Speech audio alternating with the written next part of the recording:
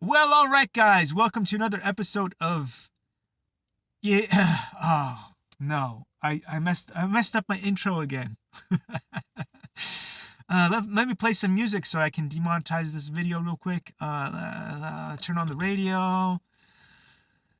Oh, it's early mornings and I'm tired. I'm tired. But let me tell you just how useless AI is. AI. Look. Look at this. This is the Raspberry Pi. It's a Raspberry Pi 4, so I don't like it as much as the Raspberry Pi 0W and the Raspberry Pi 3, which were the two best Raspberry Pis ever. But then they decided to make the 4 because they needed to make it more powerful. But with more powerful means you have problems with heating. So that's why in my Raspberry Pi I have a fan. I was thinking maybe even two fans. So it's got one fan, and it's more blinged up than any other Raspberry Pi you've ever seen in your life. It's got more heat sinks than any Raspberry Pi that you've ever seen, and it's got this cool thing underneath so that it's aired on every possible side. It's got more air than what was the Jordans or Reeboks? I don't know. Was it the Michael Jordans or the Reeboks? I don't know. Anyway, I loved Reeboks. Reeboks were amazing back in the day. But anyway, it's got more air than Reeboks. Look at this. Look at this. A Raspberry Pi with a double tier air. Air on the left, air on the right, air below, air on top. It's got air everywhere.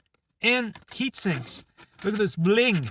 It's blingier than the X medallion. Anyway, I probably need more fans. More fans! More fans. Anyway, isn't that cool? Now all we need is AI to actually be useful, because AI is not useful. They brag about how AI can code better than a low-level tier coder. And yet it has zero agency. So if I'm like, okay, I'm going to change the world. I'm going to save the world now. One robot at a time. Okay. Hey AI, do a research on vector. Okay, there's three different models. I have the model in the middle. So there was Cosmo, there's vector, and vector 2. I have vector, the original vector. Okay, now study up vector and figure out what operating system it has. Okay, what code does it run on? Excellent. What animations can actually work in the system? Excellent. All right, now set up my Raspberry Pi with the right software I need so that I can now talk to my Raspberry Pi with a microphone and code my robot. Oh no, it can't do any of that. It can't do any of that. So basically, it's a pointless system. It is basically the most useless thing that we have. AI is just not going to do anything good for us. And as you guys know, if you guys know, our infrastructure in America is so bad that adopting AI is difficult. You see, as we get deeper and deeper into AI, Asia, which has already been integrated with AI for like at least a decade, maybe even 20 years, they had the first taxis with mechanical doors that automatically opened. How many Ubers, how many Lyfts, how many regular taxis do we have in America with doors that automatically open? Oh, that's right, none.